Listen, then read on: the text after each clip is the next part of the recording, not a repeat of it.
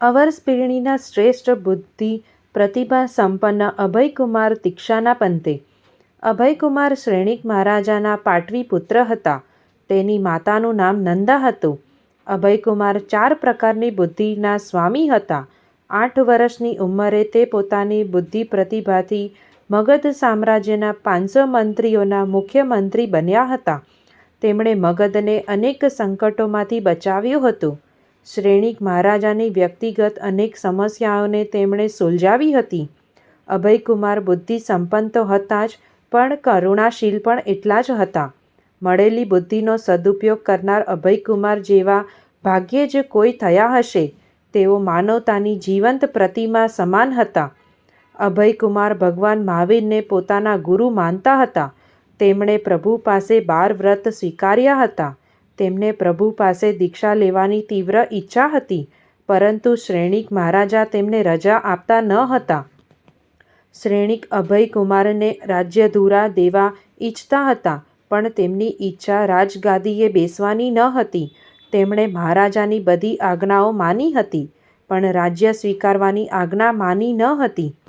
ભગવાન મહાવીર રાજગૃહના ગુણશીલ ઉદ્યાનમાં બિરાજી રહ્યા હતા. અભયકુમાર પ્રતિદિન પ્રભુનો ઉપદેશ સાંભળીને વૈરાગ્યની વૃદ્ધિ કરી રહ્યા હતા. એકવાર અભયકુમારે શ્રેણીક મહારાજાને પ્રાર્થના કરી, પિતાજી, હું પણ મારા અનુજ મેઘકુમારનો અનુગામી બનવા ઈચ્છું છું. મને દીક્ષાની આજ્ઞા આપો. શ્રેણીક મહારાજા અભયકુમારનો વિરહ સહન કરી શકતા ન હતા, તેથી હંમેશા ના પાડતા. આજે તેમણે કહ્યું, અભય, હું જ્યારે તને કહું કે મારી નજરથી દૂર ચાલ્યો જા, ત્યારે તારે દીક્ષા લેવાની. અભયકુમારે કહ્યું, તથાસ્તુ. એકદા શ્રેણીક મહારાજા ચેલડા મહારાણીની સાથે પ્રભુના દર્શનાર્થે જઈ રહ્યા હતા. ભયંકર ઠંડીનો સમય હતો. ચેલડા મહારાણીએ એક મહામુનિને ઠંડીમાં ધ્યાન ધરતા જોયા. શીતવિજયી મુનિને તેણીએ ભાવથી વંદન કર્યા.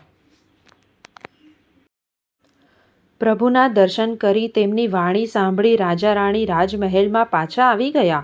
રાત્રે તેઓ નિંદ્રાધીન થયા. ઊંઘમાં ચેલણાનો એક હાથ કંબલથી બહાર નીકળી ગયો. તેની ઊંઘ ઉડી ત્યારે તે હાથ ઠંડીના કારણે અકળાઈ ગયો હતો. તે વખતે તેને પેલા મુનિવર યાદ આવી ગયા તથા મોઢામાંથી એકાએક ઉદ્ગારો નીકળ્યા. તેમનું શું થયું હશે? મહારાજા શ્રેણીકે આ શબ્દો સાંભળ્યાને તેઓ શંકાશીલ બની ગયા. તેમને લાગ્યું કે ચેલણા કોઈ પરપુરુષને યાદ કરતી લાગે છે.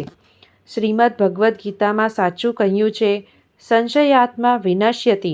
સંશયાત્મા વિનાશ પામે છે, અર્થાત તે ભયંકર નુકસાન પામે છે. શ્રેણીક મહારાજા જ્યારે બહાર નીકળ્યા ત્યારે સામે અભયકુમાર મળ્યા. તેણે પિતાજીને પ્રણામ કર્યા. મહારાજાએ કહ્યું, અભય, ચેલણાના મહેલને આગ લગાડી દે. આદેશ આપીને શ્રેણીક મહારાજા પ્રભુ મહાવીરની પર્યુપાસના કરવા ગયા. અભયકુમાર ચેલણા મહારાણીના મહેલના ખાલી કમ્પાઉન્ડમાં સૂકું ઘાસ નાખી આગ લગાડી દીધી તથા પોતે પ્રભુની પર્યુપાસના કરવા લાગ્યા. શ્રેણીક મહારાજા પ્રભુના સાનિધ્યમાં બેઠા. પ્રભુ તો મનની વાત જાણી રહ્યા હતા. પ્રભુએ દેશનામાં ફરમાવ્યું, ચેડા મહારાજાની 7 સુપુત્રીઓ સતી છે. શ્રેણીક મહારાજાની શંકા નિર્મૂળ થઈ ગઈ. તેમણે જિજ્ઞાસાવશ પૂછ્યું, પ્રભુ, ચેલણા રાત્રે કોને યાદ કરી રહી હતી? ભગવાને શીતવિજયી મુનિ સંબંધી વાત કરીને બધો ખુલાસો કરી દીધો. શ્રેણીક મહારાજાને ચિંતા થઈ કે અભયકુમાર ચેલણાના મહેલને બાળી ન દે, તેથી તેઓ જલ્દી રાજમહેલ તરફ રવાના થયા. દૂરથી મહેલમાંથી ધુમાડો નીકળતો દેખાયો. તેમની ચિંતાનો કોઈ પાર ન રહ્યો. સામે અભયકુમાર મળ્યા. મહારાજાએ સહસા તેને પૂછ્યું, અભય, તે મહેલમાં આગ તો નથી લગાડીને? અભયકુમારે કહ્યું, આપની આજ્ઞા પ્રમાણે મેં આગ લગાડી દીધી છે. શ્રેણીક મહારાજાને ગુસ્સો આવી ગયો. તેમણે કહ્યું, અભય, તું મારી નજરથી દૂર ચાલ્યો જા. તે પ્રથમવાર આવું અવિવેકપૂર્ણ કાર્ય કર્યું છે. અભયકુમાર દીક્ષા લેવા માટે જે પળની પ્રતીક્ષા કરી રહ્યા હતા તે પળ આવી ગઈ. તેઓ મહાવીર સ્વામી પાસે પહોંચ્યા તથા દીક્ષા અંગીકાર કરી. શ્રેણીક મહારાજા રાજમહેલમાં પહોંચ્યા. ચેલણા મહારાણીને સુરક્ષિત જોઈને અત્યંત ખુશ થઈ ગયા. તેમણે અભયકુમારની બુદ્ધિને મનોમન ખૂબ વખાણી. તેઓ જલ્દી ભગવાન મહાવીર પાસે ગયા કે અભયકુમાર દીક્ષા ન લઈ લે, પણ અભયકુમારે તો દીક્ષા લઈ લીધી હતી. શ્રેણિક મહારાજાને પોતાની ભૂલ માટે પસ્તાવો થવા લાગ્યો. તેઓ પોતાની જાતને નિસહાય માનવા લાગ્યા. અભયકુમારે 5 વર્ષ દીક્ષા પાડી 1 મહિના સુધી અનશનની આરાધના કરીને સર્વાર્થ સિદ્ધ મહાવિમાનમાં દેવ થયા. ત્યાંથી મહાવિદેય ક્ષેત્રમાં મનુષ્યનો એક ભવ કરીને મોક્ષ ગતિ પ્રાપ્ત કરશે. વળી ખંદક સંન્યાસી રાખ્યો ગૌતમ સ્નેહ. રાજગુરી નગરીનું ચાતુર્માસ પરિપૂર્ણ કરીને પ્રભુ મહાવીર ક્રમશ વિહાર કરીને કૃતાંગલા નગરીમાં પધાર્યા. તે નગરીની બાજુમાં શ્રાવસ્તી નામની નગરી હતી. ત્યાં ખંદક નામના વેદાંતમાં પારંગત સંન્યાસી રહેતા હતા. એકદા મહાવીર સ્વામીના શિષ્ય પિંગલ નિર્ગ્રંથ સાથે તેમની ધર્મચર્ચા થઈ, પણ સ્કંદક પિંગલના પ્રશ્નોના જવાબ આપી શક્યા નહીં. તેથી પ્રભુ મહાવીર પાસે તે પ્રશ્નોનો ખુલાસો મેળવવાનું નક્કી કર્યું. તેઓ કૃતાંગલા નગરી તરફ રવાના થયા. ભગવાન મહાવીરે કહ્યું, ગૌતમ, આજે તમને તમારા બાલમિત્ર મળશે. ગૌતમ સ્વામીએ પૂછ્યું ત્યારે પ્રભુએ કહ્યું, તે અત્યારે જ અહીં આવી રહેલ છે. ગૌતમ સ્વામીએ પૂછ્યું, પ્રભો, તે આપના શિષ્ય થશે? ભગવાને હા પાડી. ત્યારે પોતાના બાલમિત્રને સત્કારવા ગૌતમ સ્વામી પ્રભુની આજ્ઞા લઈને તેમની સામે ગયા તથા કહ્યું, સાગયમ તે ખંદયા, સુસાગયમ તે. હે સ્કંદક, તમારું સ્વાગત છે, સુસ્વાગત છે. તમારી જિજ્ઞાસાને બિરદાવું છું.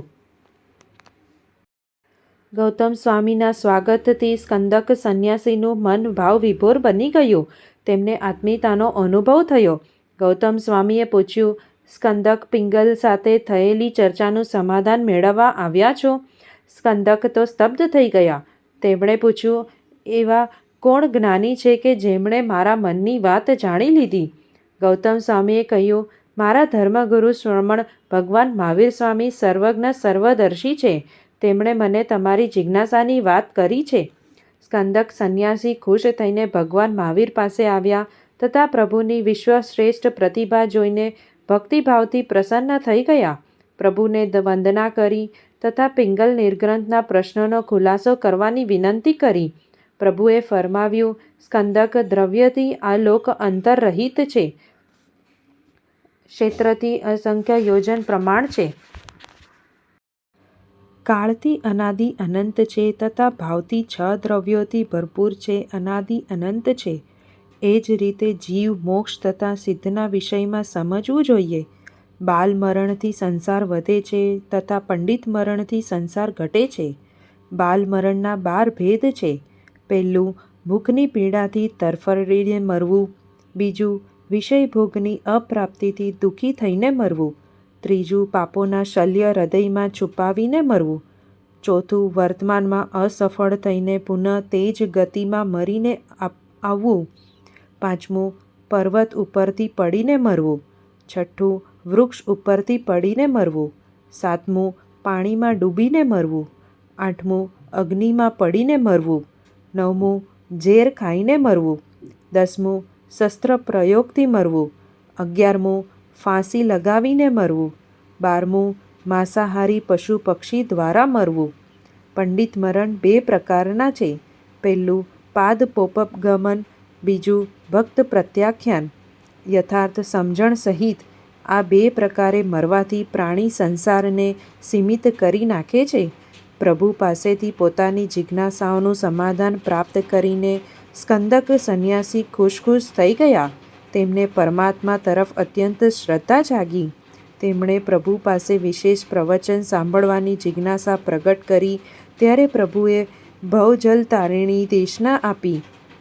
પ્રભુનું પ્રવચન સાંભળીને સ્કંદક સંન્યાસીએ કહ્યું, અલિત્તેણમ ભંતે લોએ પલિત્તેણમ ભંતે લોએ અલિત પલિત્તેણમ ભંતે લોએ જરાયે ભરણેય. ભગવાન, આપે જે કહ્યું છે સાચું છે.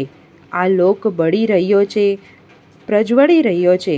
વૃદ્ધાવસ્થા, મરણ આદિથી આ લોક બળી રહ્યો છે તથા પ્રજ્વલી રહ્યો છે. હું આવા સંસારમાંથી બચવા ઈચ્છું છું. સ્કંદક સંન્યાસીએ ભગવાન મહાવીર પાસે દીક્ષા લીધી તથા ઉત્કૃષ્ટ સંયમ પાળવા લાગ્યા. ઉગ્ર તપસ્યા કરીને શરીર સુકાવી નાખ્યું. સમાધિ ભાવે મૃત્યુ પામીને 12મા અચ્યુત દેવલોકમાં ઉચ્ચ કોટીના દેવ થયા.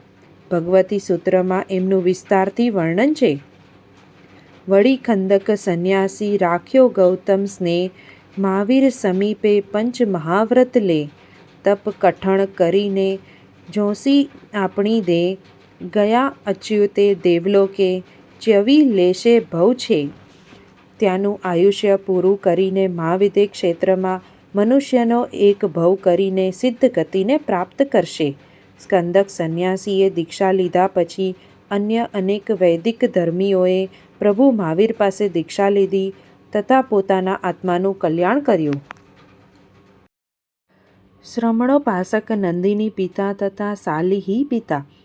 ભગવાન મહાવીરના મુખ્ય શ્રાવકોમાં નંદિની પિતાનું નામ ગૌરવપૂર્વક લેવાય છે.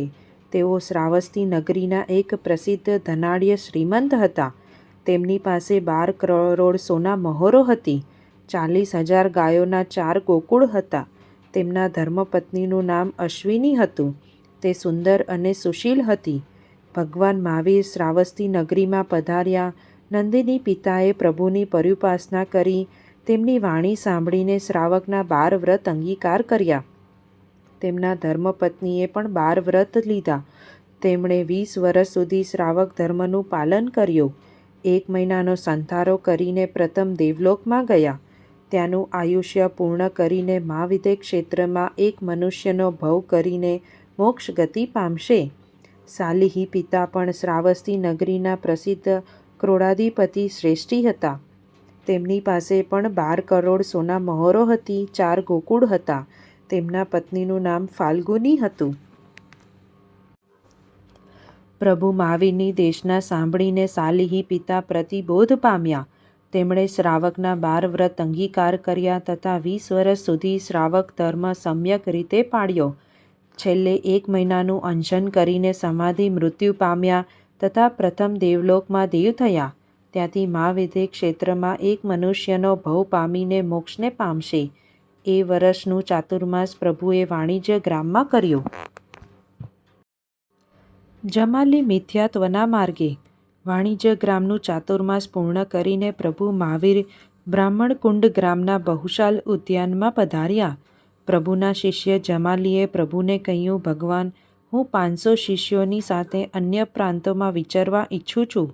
ભગવાન મહાવીર મૌન રહ્યા.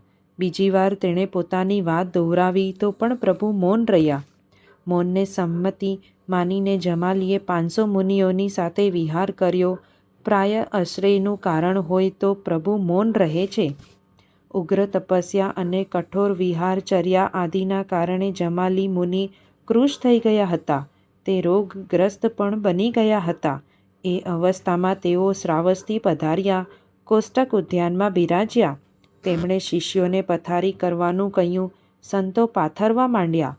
રોગાતંકના કારણે જમાલી મુનિ બેસી શકતા ન હતા. તેથી પૂછ્યું, પથારી થઈ ગઈ? સંતોએ જવાબ આપ્યો, થઈ રહી છે. ત્યારે જમાલીએ વિચાર્યું, મહાવીર સ્વામી કહે છે, કડે માણે કડે, અર્થાત કરવામાં આવતું કાર્ય કર્યું કહેવાય. આ સિદ્ધાંત ખોટો છે. હું સ્પષ્ટ જોઈ શકું છું કે હજી પથારી થઈ રહી છે. તેથી તેને કર્યું કેમ માની શકાય? દુર્બળ શરીરે જમાલીના આત્માને પણ દુર્બળ બનાવી દીધો. જમાલીએ બધા સાધુઓને પોતાની પાસે બોલાવ્યા તથા પોતાનો મત તેમને સમજાવ્યો. મોટા ભાગના સંતોને જમાલીની એકાંત વાત ઉચિત ન લાગી. તેથી તેઓ તેમનો ત્યાગ કરીને મહાવીર સ્વામી પાસે પહોંચી ગયા. કેટલાક શિષ્યોને જમાલી ઉપર અનુરાગ હતો. તેઓ તેમની સાથે રહ્યા. પ્રિયદર્શના સાધ્વીજી પૂર્વના પતિ મોહના કારણે 1000 સાધ્વીજીઓની સાથે જમાલીના મતમાં ભળ્યા. અલ્પજ્ઞના અહંકારનું ક્ષેત્ર અતિ વિસ્તૃત બની જાય છે. જમાલી અલ્પજ્ઞ હોવાથી તેનો અહંકાર આસમાને આંબ્યો. તેણે પોતાની જાતને તીર્થંકર તરીકે ઘોષિત કરી દીધી. પોતાના કાલ્પનિક અને મિથ્યા સિદ્ધાંતનો જોરશોરથી પ્રચાર શરૂ કરી દીધો. એકવાર ભગવાન મહાવીર ચંપાનગરના પૂર્ણભદ્ર ઉદ્યાનમાં બિરાજતા હતા. જમાલી પણ શિષ્ય પરિવાર સાથે ત્યાં પધાર્યા. તે ભગવાનની પાસે જઈને અક્કડ થઈને બોલ્યા, આપના અનેક શિષ્યો હજી સુધી અલ્પજ્ઞ અવસ્થામાં છે, જ્યારે હું સર્વજ્ઞ થઈને આપની પાસે આવ્યો છું. ભગવાન મહાવીર તો મૌન રહ્યા, પરંતુ ગૌતમ સ્વામીને લાગ્યું કે આ જમાલીનો અહંકાર છે. સાચું જ કહ્યું છે, બડા બડાઈ ન કરે, બડા ન બોલે બોલ, હીરા મુખ સે ના કહે, લાખ હમારા મોલ. ખરેખર જે મહાન હોય તે પોતાના મોઢે ક્યારેય પોતાની પ્રશંસા ન કરે. હીરો ક્યારેય એમ કહેતો નથી કે મારી કિંમત લાખ રૂપિયા છે, છતાં ઝવેરી તેની કિંમત આંકે છે. જમાલીના મિથ્યા અભિમાનને દૂર કરવા માટે ગૌતમ સ્વામીએ કહ્યું, જમાલી, કેવળ જ્ઞાન પર્વત, સ્તૂપ યા અન્ય કોઈ આવરણથી આવૃત હોતું નથી. જો તમે કેવળ જ્ઞાની થયા હો તો મારા 2 પ્રશ્નોના જવાબ આપો. પહેલું, લોક શાશ્વત છે કે અશાશ્વત? બીજું, જીવ શાશ્વત છે કે અશાશ્વત? ગૌતમ સ્વામીના આવા સામાન્ય પ્રશ્નોના જવાબ જમાલી મુનિ આપી શક્યા નહીં. તેમનું મન શંકાશીલ બની ગયું. તે મૌન રહ્યા ત્યારે ભગવાન મહાવીરે કહ્યું, જમાલી, મારા અનેક શિષ્યો કે જે કેવડી હોવાની ઘોષણા નથી કરતા, તેઓ પણ આ પ્રશ્નોના જવાબ આપી શકે છે. તમે તો તમારી જાતને કેવડી માનો છો, તો મૌન કેમ થઈ ગયા? પ્રભુ ભાવિ ભાવ જાણતા હતા, છતાં જમાલીને કહ્યું, આ લોક તથા જીવ દ્રવ્ય દ્રષ્ટિએ શાશ્વત છે, તથા પર્યાય દ્રષ્ટિએ અશાશ્વત છે. નયના મુખ્ય 2 ભેદ છે. પહેલું નિશ્ચય નય અને બીજું વ્યવહાર નય. નિશ્ચય નય સત્યને સ્પર્શે છે, જ્યારે વ્યવહાર નય વ્યવહારની ભાષા ઉપર આધાર રાખે છે. પ્રભુએ નયોની સ્પષ્ટતા સમજાવી, પણ જમાલીએ પોતાનો દુરાગ્રહ છોડ્યો નહીં. તેમને માનનારા સાધુ સાધ્વીઓ સાથે પોતાના મિથ્યા મતનો પ્રચાર ચલાવ્યો. એકવાર સાધ્વી પ્રિયદર્શના પોતાના શિષ્યા પરિવારની સાથે શ્રાવસ્તી નગરીમાં પધાર્યા. ઢંક કુંભારની કુંભારશાળામાં બિરાજ્યા. ઢંક કુંભાર ભગવાન મહાવીરના ઉપાસક હતા. તેઓ નિર્ગ્રંથ પ્રવચનના શ્રદ્ધાળુ તથા તત્વજ્ઞાની હતા. તેમણે પ્રિયદર્શનાને પ્રભુના સત્ય સિદ્ધાંત સમજાવવાની એક યુક્તિ કરી. સાધ્વીઓએ આહાર પાણી કરવા પછેડીનો એક પડદો લગાવ્યો હતો. ઢંકે અગ્નિની એક ચિનગારી તે પછેડીને ચાંપી દીધી. પછેડીના એક ખૂણે આગ લાગી ગઈ. સાધ્વી પ્રિયદર્શનાએ આ દ્રશ્ય જોયું. તે દોડીને ત્યાં આવ્યા અને બોલ્યા, અરે, મારી પછેડી બળી ગઈ. ઢંકે કહ્યું, મા સતીજી, આપ શું કહો છો? પછેડી બળી ક્યાં છે? એ તો બળી રહી છે, એમ બોલો. જમાલીના સિદ્ધાંત પ્રમાણે પછેડી પૂરી બળી જાય પછી જ એને બળી એમ કહેવાય છે. તમે તો તમારા મોઢે જ તમારા સિદ્ધાંતનું ખંડન કરો છો. ઢંકની યુક્તિ કામ કરી ગઈ. પ્રિયદર્શના જમાલીના મિથ્યા સિદ્ધાંતને સમજી ગયા. ભગવાન મહાવીરના કડે કડે સિદ્ધાંતની શ્રદ્ધા દ્રઢ થઈ ગઈ. તેઓ પોતાના શિષ્યા પરિવારની સાથે પુનઃ મહાવીર સ્વામીના શ્રમણી સંઘમાં ભળી ગયા. આનું નામ જાગ્યા ત્યારથી સવાર. જય જિનેન્દ્ર.